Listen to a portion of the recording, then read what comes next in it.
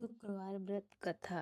एक नगर में रहने वाले वैश्य, ब्राह्मण व कायस्थ जात के 3 विवाहित युवकों में गहरी मित्रता थी। विवाह के पश्चात कायस्थ और ब्राह्मण युवकों का गौना हो चुका था, किंतु वैश्य युवक का गौना नहीं हुआ था। एक दिन कायस्थ और ब्राह्मण युवक ने वैश्य युवक से कहा, मित्र, स्त्री के बिना घर जैसा नहीं लगता। तुम अपनी पत्नी को गौना कराकर घर क्यों नहीं लाए आते? वैश्य युवक की बात पर बड़ी अच्छी लगी। उसने भी सहमति जताते हुए अपने दोनों मित्रों से कहा, तुम्हारा सुझाव अच्छा है, मैं कल ही ससुराल से जाकर अपनी पत्नी को ले आता हूँ। तभी ब्राह्मण युवक बोला, मित्र, अभी शुक्र अस्त है, इसीलिए तुम अभी ससुराल मत जाओ। वैश्य युवक हठीले स्वभाव का था। वह अपने मित्र की बात न मानकर अपने ससुराल के लिए चल पड़ा। उसने अपने परिवार की भी कोई बात नहीं मानी। वैश्य युवक ससुराल पहुंचा तो सब लोग अपने दामाद को देखकर बड़े प्रसन्न हुए। उसकी खूब आव भगत की गई। फिर उसके ससुर ने पूछा, कहो बेटा, कैसे आना हुआ? पिताश्री, मैं आज विदा कराने हेतु आया हूँ। परिवार वालों ने यह सुना तो सब चिंतित हो गए। उन्होंने युवक को काफी समझाया कि बेटा, शुक्र अस्त होने पर स्त्री को कभी विदा नहीं कराना चाहिए। जब शुक्र उदय हो तब ले जाना।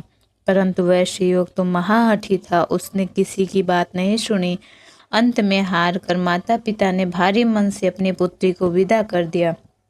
जब वैश्य युवक और उसकी पत्नी थोड़ी दूर पहुंचे तो उनके रथ का पहिया टूटकर गिर गया। फिर अचानक बैल का पैर टूट गया, जिससे उसकी पत्नी को काफी चोट लगी। दोनों जैसे तैसे पैदल ही चलने लगे। रास्ते के घने जंगल में उन्होंने डाकुओं को घेर लिया और उनका सारा धन व आभूषण आज झपट लिए।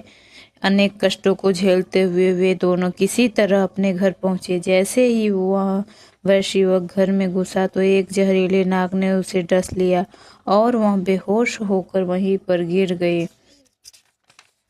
उसके बेहोश होने पर उसकी पत्नी विलाप करने लगी। एक वैद्य जी आए और उन्होंने बेहोश युवक की जांच करके कहा कि अब युवक जीवित नहीं बचेगा, 3 दिन में ही इसकी मृत्यु हो जाएगी। ब्राह्मण युवक अपने मित्र के इस कांड की बात सुनकर उसे देखने आया। मित्र की दशा देखकर वह बोला, सनातन धर्मानुसार जब शुक्र अस्त हो तो पत्नी को कभी विदा कराकर नहीं लाना चाहिए, लेकिन शुक्र अस्त होने पर भी यह अपनी पत्नी को लिवा लाया। इसी कारण इसकी यह दशा हुई।